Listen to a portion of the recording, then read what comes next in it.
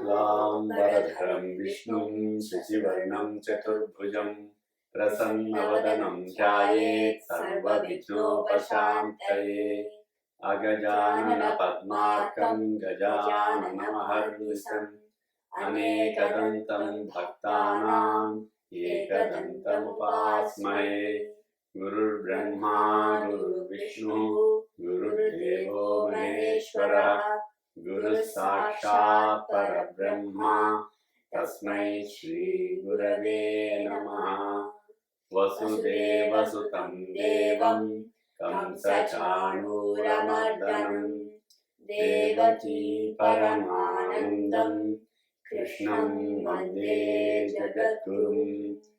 पार्थाय प्रतिबोधितां भगवता नारायणेन स्वयं व्यासेन ग्रथितां पुराणमुनिना मध्ये महाभारतम् अद्वैतामृतवर्षिणीं भगवतीम् अष्टादशाध्यायिनीम् अम्ब त्वामनुसन्दधामि भगवद्गीते भगवद्वेषिणी। ओम श्री गुरुभ्यो नमः। Namaste to all. My name is Anant Varanasi. I'm currently an 8th grader. I completed learning and memorizing the Bhagavad Gita 2 years ago, but I have some questions regarding the meaning and the application of the Bhagavad Gita. And today I have here my dad, Gadi Prasad Varanasi, and he will explain the answers to some of my questions. Namaskaram everyone. Anand, what questions do you have? So my first question is that the Bhagavad Gita was said relatively around 5,000 years ago. Mm-hmm. So how can something that has been said all the way back then be a good message and be relevant to us in the modern world today? Okay, good question. So let me ask you this. When you chant Bhagavad Gita, so what is the experience you go through? So whenever I chant, I close my eyes Mm-hmm. in the beginning, and then I picture Sri Krishna, and I start saying the shlokas, and by the end of it, I feel very calm and very at ease, and I have a very big peace of mind. So you feel the calmness and Yes. the peace of mind, right? Yeah.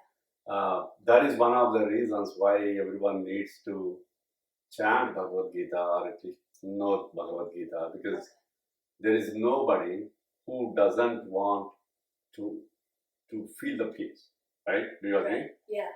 And when you chant that, so do you know the meanings of some of the slokas, or? For a few shlokas, I do know the meanings, Okay. but for most of them, I don't yet. So what is the difference? Do you find any difference between the slokas, like when you are chanting them? Yes. So for the shlokas that I do know the meaning, Mm-hmm. I usually paint a picture in my mind about what's happening or whatever Krishna or Arjuna is talking about. Mm-hmm. And for the shlokas that I don't know the meaning yet, I just say the shloka and think about Krishna. I don't really paint a big picture or anything like that.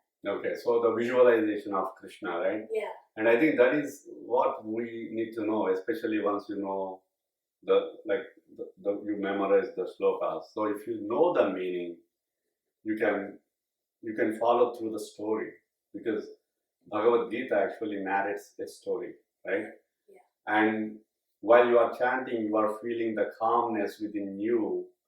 At the same time, you can visualize, you can follow through the conversation between Arjuna and Krishna. And also Krishna himself says, he uses the word like Shanti, right? Do you remember any of the slokas, and where I think he says that for many slokas? Yes, he does. He says it a lot of times. Mm-hmm. Off the top of my head, I can think of one time right now. In the last shloka of the Karma Sannyasa Yoga, mm-hmm. he says, Bhoktaram yajna tapasam sarva loka maheshwaram suhridam sarva bhutanam Nyatva mam shanti mruchati.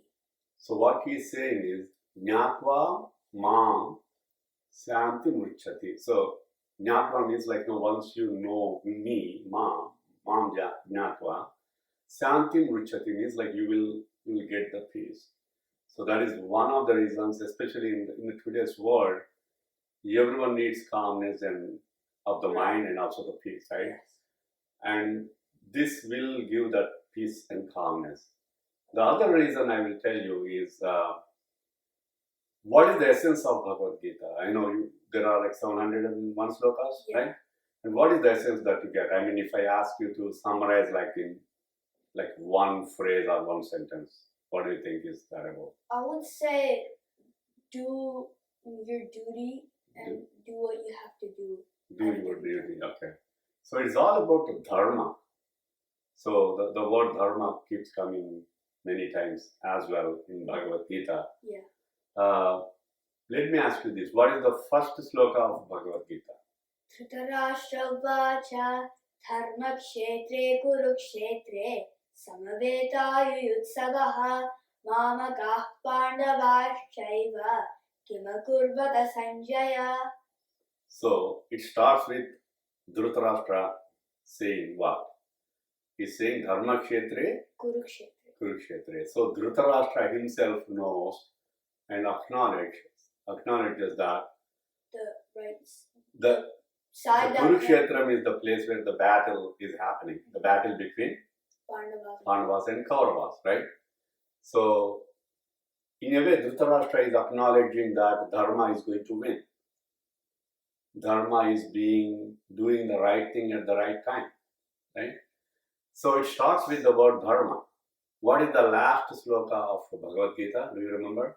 Yatra Yogeshwarah Krishno Yatra Partho Dhanurdharaha Tatra Shri Vijayo Bhutihi Dhruvani Tirmama. So what is said in that is wherever, Yatra means like wherever, Krishna is there.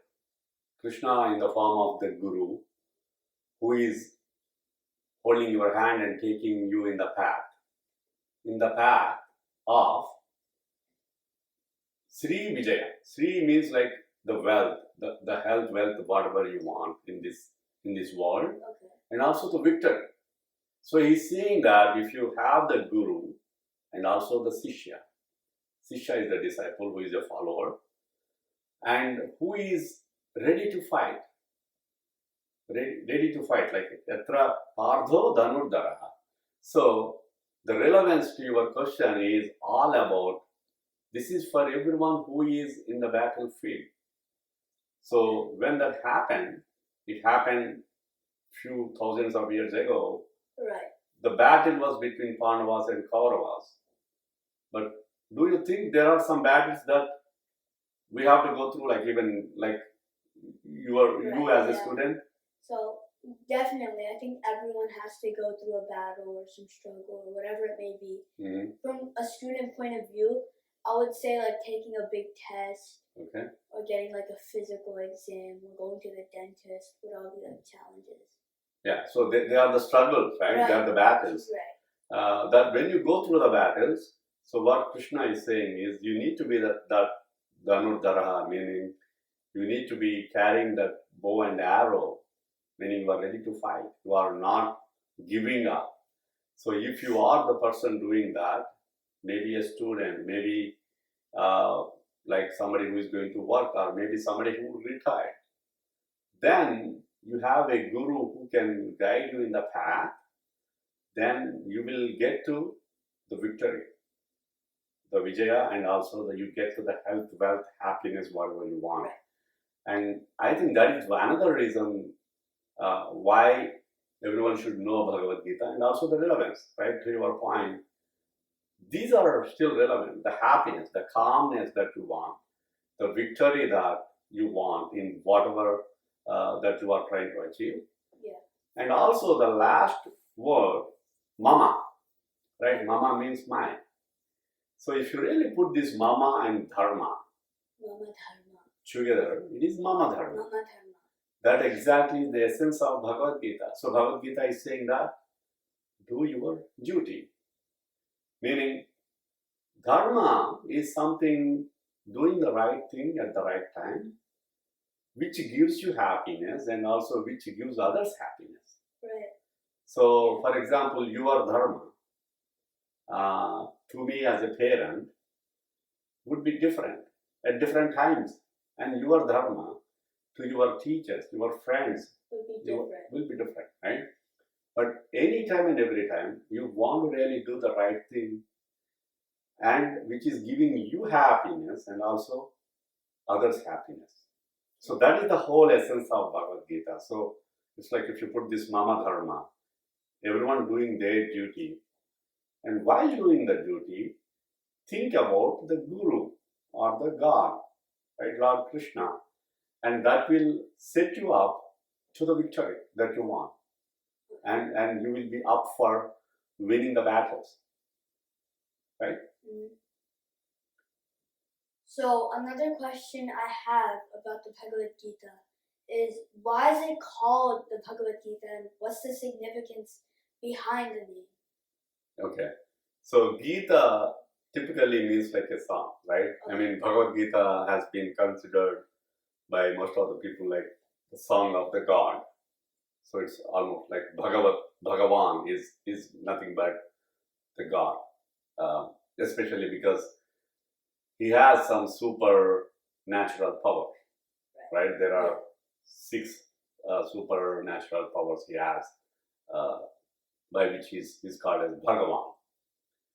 But the unique point of Bhagavad Gita is whenever you see these songs about the God, Okay. they typically are praising the God, right? Yeah. In praising like stutis, right? I mean, they are in praise of the Lord and the greatness of the Lord. So while Bhagavad Gita has some of that, but this is almost the reverse of that, meaning you can consider that this is told by Lord Krishna himself, right? So this is actually about us, humans. So Lord Krishna actually is telling the story of how to live our lives better. So there is a lot of essence of Bhagavad Gita talks about how to be a good human, how to be successful, right? It's almost like how to live better. So this is a different Gita where the God himself is telling you the essence of it so that you can be a better human and you can be victorious. Okay. Remember in the Prarthana Sloka we said Parthaya Pratibodhitam Bhagavata Narayanena Swayam, right? Yeah. So this is actually told by the Lord Vishnu, Narayana himself, right? And also this is meant for anybody, not only for Arjuna, but this is meant for anybody who actually is in the battlefield, who is trying to fight with the things that they come across within their day-to-day life, and that is the uniqueness of this. So this is the Gita by the Lord, not only about him, but it's all about us. So you hardly find any other Gitas like that. Okay. So another question I had regarding the Bhagavad Gita, moving a little bit more away from the naming of the chapters in the Bhagavad Gita itself, is why is Krishna driving Arjuna's chariot? I mean, it should be like the opposite way around, right? Arjuna shouldn't be in the back seat, should be in the front. Krishna should be in the back. The Shishya should do seva to the Guru. So, in the end, and at the end of all this, my question is, why is Krishna the one driving the chariot, and why is it not Arjuna? Okay, so basically you are asking, like, being a guru, Krishna is still driving the chariot and the disciple is actually sitting in the right, as opposed to be the other way around. Right. So Bhagavad Gita actually has, again, I think we were just discussing that it has relevance to everyone, regardless of the age, like a 5-year-old, 15-year-old, working group, and also maybe even 95-year-old. While it has a relevance, sometimes the context would be different. So there are different levels of meanings that are applicable. So Lord Krishna himself says at some point, iti guhyatamam shastram. And also I think in one of the slokas he says guhyat guhyatamam. Do you remember which sloka is that? Yeah. Iti te jnanamakhyatum guhyat guhyatamam maya vimrushyaita dasheshena yathechasi tatha kuru. So he's saying the secret of the secrets. Guhyam means secret. So it is not that, okay, it's actually kept as a secret, but it is the depth. You need to really uncover the depth, right? That is only when you get the real meaning. So some of the things are symbolic. As again, coming to your question, so Krishna being Guru, he is driving the disciple to the destination. So if you again in the Kurukshetra, what Krishna wanted to really do was help Arjuna win the war. And his role is pretty much as a coach. Just imagine that, okay, in the sports you have somebody as a coach, right? Yeah. The coach is not going to play your game, but the coach will Teach you how to play. teach you how to play. So he will make sure that you are going to be successful. So that is what actually the Guru will do, because he could, Krishna being a Lord, right, himself, he could win the war within like the flash of a second, right? But he wants to make sure that his disciple is being successful. And that is what actually you can see in Bhagavad Gita is he is going to sometimes expose the weakness and address that. And so that, Arjuna actually has the power to win the war. Okay. So, again, in one of the slokas, Ananyas Chintayanto Mam. What is the sloka? Ananyas chintayanto mam ye janah paryupasate tesham nityabhiyuktanam yogakshemam vahamyaham. So, in that sloka, what he is saying is that you just have to be thinking about me, meaning it's a surrendering, right? Okay. You just have to surrendering almost means like, okay, you should be able to think about your Guru or Lord Krishna. Then he's saying that I will take care of you. I will take care of whatever you want, whatever you need. I will take care of yogam and kshemam. Yogam is almost like you need something, you get it, right? Okay. Like the union. And also kshemam. He will take care of he will take care of your welfare and everything that you want. But the key is being that Ananyas Chintayantoma. He's saying that, okay, don't forget me, keep thinking about me, and I will carry it. He's saying that I will, Vahami is meaning like physically carrying. So he's saying that, okay, I will be there with you. I will make sure that you are successful in your journey.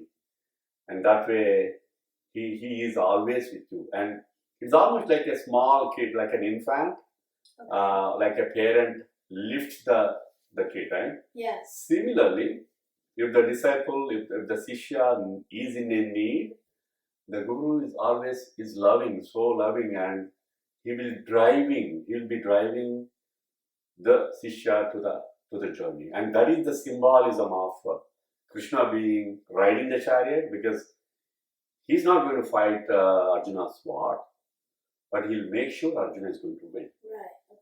And that's why Arjuna is sitting while Krishna is almost being the coach, making sure Arjuna wins the battle. So another question I have about the Bhagavad Gita is that if you were to put all the chapter names in one list, right, you would start with Arjuna Vishada Yoga, chapter 1, Sankhya Yoga, and then that would be followed by Karma Yoga, right? And you would keep going And then at the end of it, there would be Moksha Sannyasa Yogaha, which is the 18th chapter. And what I've noticed from all the chapter names is that they all end with the word Yogaha. So I'm curious to know why that is the case and what is the reasoning behind Okay. So again, Bhagavad Gita is relevant for everyone, regardless of the age, right? I think I said this earlier. So whether you are a 5-year-old, 15-year-old, or even 90-year-old, but the relevance will vary depending on the context. So similarly, some of the words have different meanings. Especially yoga is repeated many times, probably even more than 50 times in the whole Bhagavad Gita. But the simple meaning of yoga, as we discussed earlier, is union, right? Because Lord Krishna says, I will take care of your yoga and kshema, right? Where the meaning is union. You get something, right? And similarly, you can consider that as the union with the God. While these 18 chapters, when they are called as yoga, it's pretty much the meaning is like the path, like the means. So you can consider that these are almost like 18 ways of reaching the God. And God always loves you and He wants to give you more options. Like parents, as parents, we want to give you as many options as possible. Similarly, with the unconditional love, God always wants to give you more and more options. And while giving the options, and He doesn't want to be very prescriptive. So sometimes He says, He doesn't say that you have to either worship Him in a particular way, or you have to pray, or you have to do the bhajan or something like that. And He also says, just doing a namaskaram, as simple as a namaskaram, is also a good. That's good enough, right? And what is the shloka? Like He says, Mam Namaskuru. Do you remember that shloka? Yeah, it's the last shloka, the 9th chapter, Raja Vidya Rajakusha Yoga. Manmana bhava madbhaktaha madhyaji mam namaskuru mame vaishyasi yuktvaivam atmanam madparayanaha. So in that shloka, He's saying that Manmana bhava madbhakta. So He's giving okay, you can just think about me in your mind. You be my bhakta, like my disciple. Always do either bhajan, or you just love me unconditionally, or do as simple as the thing just namaskar, right? Doing this namaskaram, as simple as that. Then He's saying that you will reach me. Mame vaishyasi. You will reach me. And you may think that, okay, so when you are doing this, do you need to do anything? Do you need to offer big things for Lord because He's the ultimate power, right? And He says, no, He doesn't. You don't have to do anything. And He says in one of the sloka, just offer me the leaves or a flower. Patram pushpam. What is that sloka? Patram pushpam phalam toyam yome bhaktya prayachati tadaham bhakti pahitam ashnami prayatatmanaha. So He's saying that, okay, you give me like a flower or a leaf or even water. He's saying that's good enough for me to take. That He's saying I'm going to eat it like ashnami. So He's saying that I will take it. I will take it. But He has put only one condition, that you have to do with bhakti. Right? Yome bhaktya prayachati. You have to give that with love. If you don't have love, doesn't matter, you give anything, doesn't matter. But if you have the love, right, unconditional love towards me, a part of that, then even if you offer me water, that will be good enough. So what He's trying to, so this is all about options, right? So what happens if you don't have options? in a normal life, think about what happens if like between two places, like two cities, there is only one way to go. Will that be good? No, it will not. It would be very hard to get to the city, Mhm. to get out of the city. Right. Commuting will be very difficult. It would just be hard to get in and out of that city in general. Right. So we need to have different options, and that's what Lord Krishna is trying to give you, right? So while you have all these options, as the proverb says, right, all the roads lead to Rome. All these yogas, again, when it's not like they are very not connected, they are interrelated as well. But the good news is all of them are leading you to God. And who is actually taking you in the path? The Guru and the God himself, right? Is literally hand holding you and taking you in the path. And that's why he has been riding the chariot and while Arjuna is sitting. So he is literally taking you in the path. So he is the path, he is the destination, and he is showing you the options as well. So that is why all the chapters have this yoga. A follow up to that question, right? They took the 18 chapters of the Bhagavad Gita, split it up into 3 different parts. They call it shatkas. Yeah. Right. They have different names as well. I'm curious to know why they did so. Okay. Um, Right. So again, when you think about Bhagavad Gita, think about the context where it happened, because it is the battlefield. It is the battlefield where it is all about the Guru, that is Lord Krishna, and also the disciple, who is the Dhanurdhara.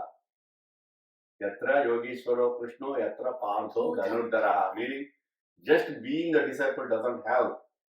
You should be ready to fight. So you may ask me like, okay, what is the battle that I have? I mean, there was a battle between Kauravas and Pandavas, but do you also think there is a battle that we all have day to day? Definitely.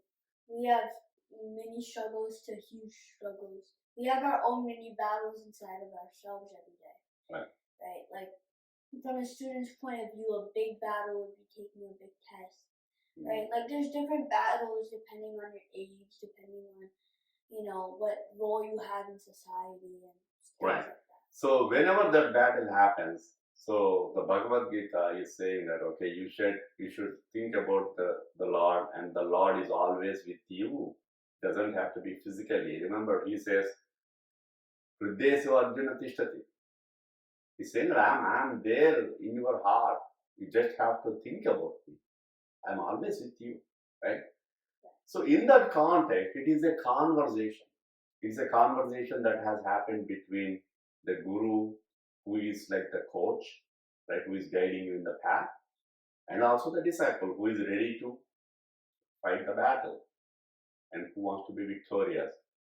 And when that's a conversation, it's a literal conversation that has happened. Remember, in the middle of the battlefield, while the enemy is out there.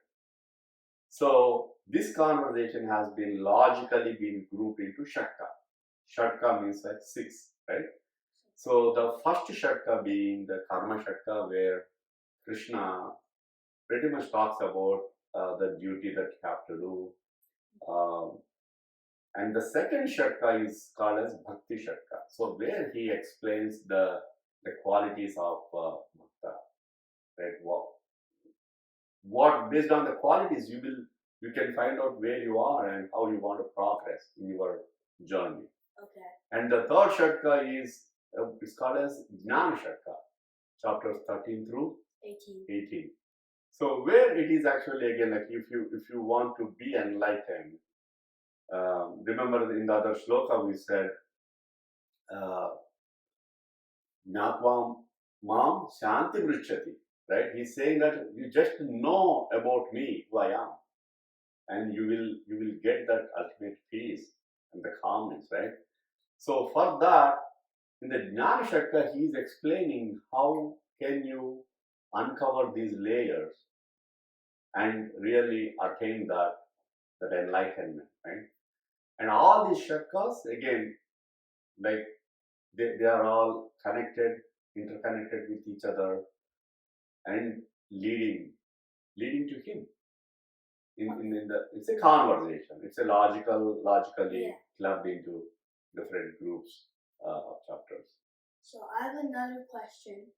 Right, I just got this, and it's more directed towards the first chapter, right? In it, the first chapter is called Arjuna Vishada Yoga. But before that, we were discussing about it earlier. You said that there are 18 different yogas, or 18 different paths to reach God, to reach enlightenment. The first chapter is titled Arjuna Vishada Yoga, which is like Arjuna's sorrow or Arjuna's sadness, right? So how is Arjuna's sadness a path for us to take in order to reach enlightenment or to reach Krishna? Okay. So the first one again, Arjuna Vishada Yoga, right? For the question, how is that helping either him or, of course, like us? Yeah. Because the sorrow, somebody's sorrow is definitely not a means, typically, right? But you need to really understand the context of the whole battle where that's happening. So in the first chapter importance is it sets up the context for the whole Bhagavad Gita. Because remember Arjuna is one of the most bravest warriors of that time. And he deliberately wanted Krishna to be by his side. He said, I don't even want the army, I just want you as my guru to be my side, because he knows that with his guru by his side is going to win the battle, right? So he is the bravest person. He is very, very well prepared. He did tapas to Lord Shiva and he got the Pashpatastra. He got everything that you could imagine, because he got that Pashpatastra with him, right? And also the guru by his side. So he's very well equipped and very well prepared.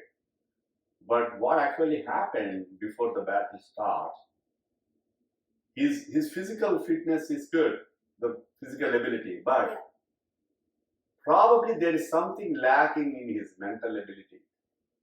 And that is actually what the guru helps you with, right? Remember, we said the guru being the coach, right? As a coach, guru knows the weaknesses within you and he will help fix it.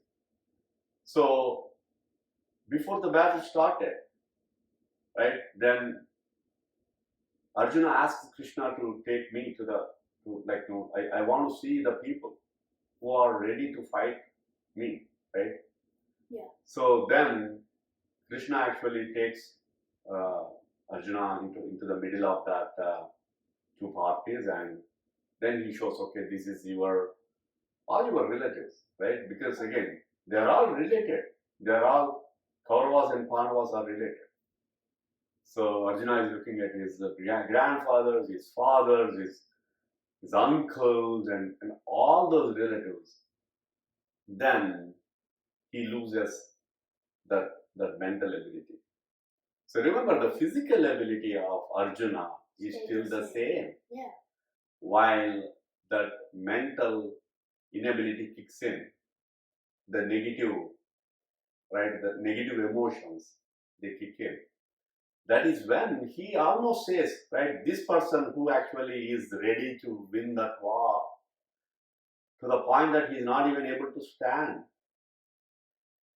right? And he says, what is that sloka? Drishtvaimam Swajanam Krishna? Drishtvaimam Swajanam Krishna Piyutsam Samupasthitam. Sidanti mama gatrani mukham cha parishrushyati vepatushta sharire me roma harshashta jayate. Okay, so what he's saying is, okay, Drishtvaimam Swajanam Krishna, he's saying that, okay, these are all my people.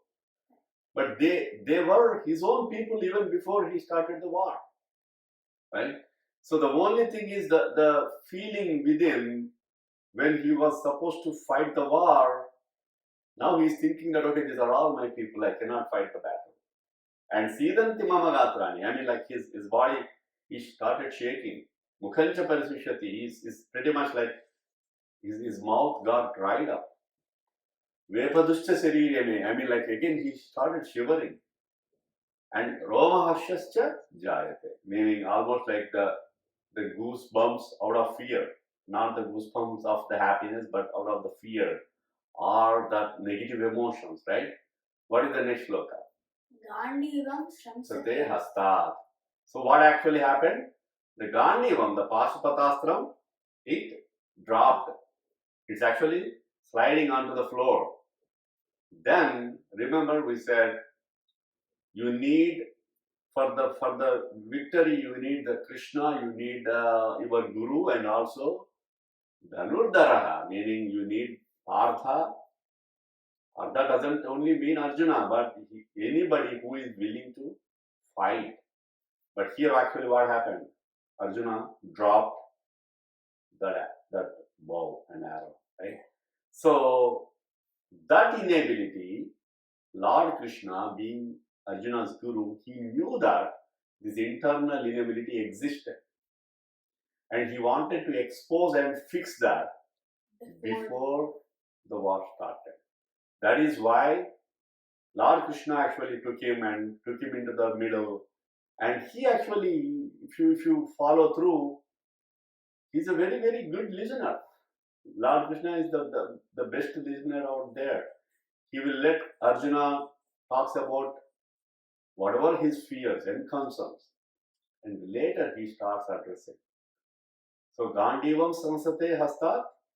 Tvachaiva Paridashyate. So his the whole skin started burning. I mean, he is feeling the burning sensation. What else? Nacha Shaknomyavasthatum. Pramati Vachame Manaha. Okay, so Nachasekno Vyavastatum. Now, this is the most valiant warrior who can fight, who can win the battle. He is not able to stand on his own feet. And he got this dizziness and faint, is almost being fainted. So, in a normal situation, what will happen if somebody is experiencing these things? What do you call it as? Like a crisis. It's a crisis, right? Almost like a panic attack, stress attack, whatever you call it.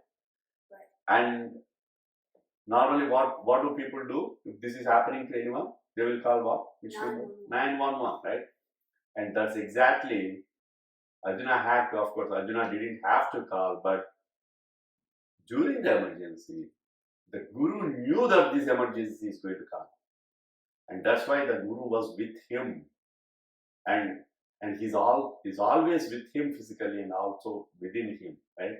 Right. So this is what the Vishada Yoga is showing this path to all of us. Meaning, when you go out there to win something, right? If you want to be victorious, you cannot give up. Okay. You cannot give up on the weakness to do your duty, because Arjuna's duty there was to fight the war. He knew what he has signed up for, right? And nothing changed from what he signed up for fighting the war to what actually happened there. But he had this internal feeling because he thought, okay, these are all my people. And later, actually, if you really look at all the slokas, he starts saying so many great things, like the best peacemaker out there. But his job is not to talk all those things, but his job was to really fight the war. And that is why the Guru, being your coach, your guide, stays with you internally always. And that is what it is showing, that Vishada. You cannot get weak or meek in the middle of the battlefield. You have to really be courageous, and you cannot give up. And you have to do your duty, what is the right thing for you, regardless of the situation. And that is why it is a path to all of us. Because in one of the slokas, they say that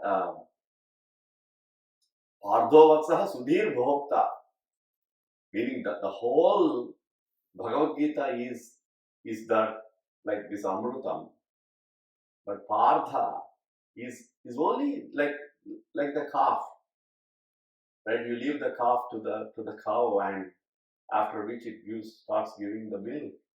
He's saying that Sudhir Bhokta, meaning anybody who is thinking about the Guru or the God, the right person, is the right person to know about Bhagavad Gita. So the first chapter actually sets a very good footing so that it tells you like, okay, what are the situations where like, okay, if you know that there is some weakness, you should actually expose the weakness. You should tell your Guru internally as well, and that weakness will be addressed by the Guru, because the strength only can fix your weakness, and that will set you for the good footing. Because if this weakness came later, Pandavas would have lost the war. Yeah. And that is what the Guru, as a visionary, they knew what is going to happen.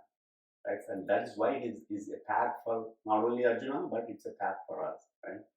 So that is the message out of that Arjuna Vishada Yoga. Yeah, I understand.